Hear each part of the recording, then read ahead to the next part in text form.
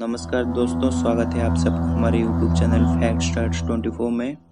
तो दोस्तों, क्या आप लोग मानते हैं कि हम समय में यात्रा कर सकते हैं? वैसे अगर देखें तो हम सब समय में यात्रा कर रहे हैं, लेकिन भविष्य की तरफ क्या हम अपने अतीत में भी जा सकते हैं? इसका जवाब देना आसान नहीं। बहुत साइंटिस्ट मानते हैं कि हम समय में यात्रा नहीं कर सकते हैं, जबकि बहुत सारे साइंटिस्ट का यह भी मानना है कि समय में यात्रा करना संभव है, लेकिन उसके लिए जो तकनीक चाहिए वो हम लोग अभी तक ईजाद नहीं किए हैं। तो चलिए पहले जानते हैं कि समय या टाइम होता क्या है।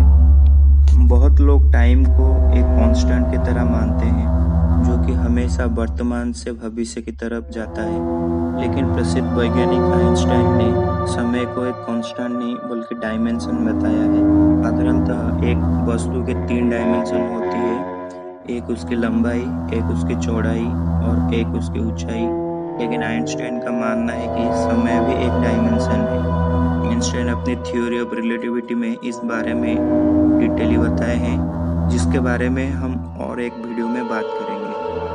आइंस्टाइन अपनी स्पेशल थ्योरी ऑफ रिलेटिविटी में ये बताते हैं कि आप जितने तेजी से मूव करेंगे, समय आपके लिए उतना ही धीमा चलेगा।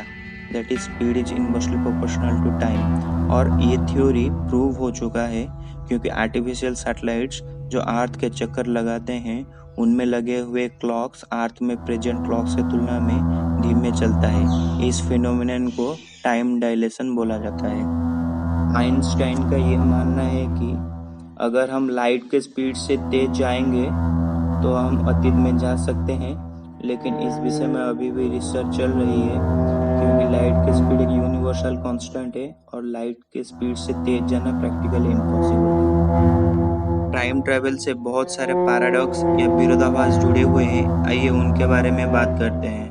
पहला जो पैराडॉक्स है उसका नाम है ग्रैंडफादर पैराडॉक्स। अगर कोई अतीत में जाकर अपनी माँ बाप या फिर ग्रैंड पेरेंट को मार देता है तो वो कभी जन्म ही नहीं होगा और वो कभी एग्जिस्ट ही नहीं करेगा, लेकिन हकीकत में वो एग्जिस्ट करता है। तो यहाँ 2 रियलिटी उत्पन्न होते हैं, एक में वो एग्जिस्ट करता है, दूसरे में वो एग्जिस्ट नहीं करता।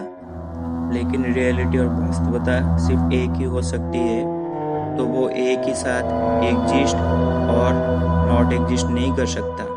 तो ये एक विरोधाभास है। अगर दोनों जुड़वा भाइयों में से हम एक को ऐसे रॉकेट में अंतरिक्ष की तरफ भेज दें जिसकी स्पीड लाइट के स्पीड से ज़्यादा या फिर सेम हो, और उसको बोला जाए अंतरिक्ष में 60 साल तक पृथ्वी के चक्कर लगाने के लिए, जब 60 साल के बाद वो वापस आता है, वो देखेगा कि उसका भाई 60 साल बूढ़ा हो चुका है, जबकि उसकी उम्र में सिर्फ 1-2 साल का इजाफा हुआ है, क्योंकि लाइट के स्पीड से जाने से समय धीमे चलने लगता है। तो ये एक पैराडॉक्स है। लेकिन दोनों जुड़वा भाइयों में से जब एक की उम्र 60-70 साल हो गया है, तो दूसरे का उम्र इतना कम साल कैसे हो सकता है?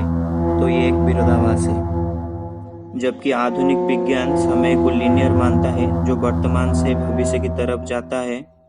हिंदू धर्म की मानना है कि समय लीनियर नहीं बल्कि सर्कुलर है। धर्म में समय को 4 युग में डिवाइड किया गया है: सत्य युग, त्रेता युग, द्वापर युग और कली युग। हिंदू धर्म का मानना है कि 4 युग के बाद ब्रह्मांड का विनाश होता है और फिर एक बार से 4 युगों की शुरुआत होती है।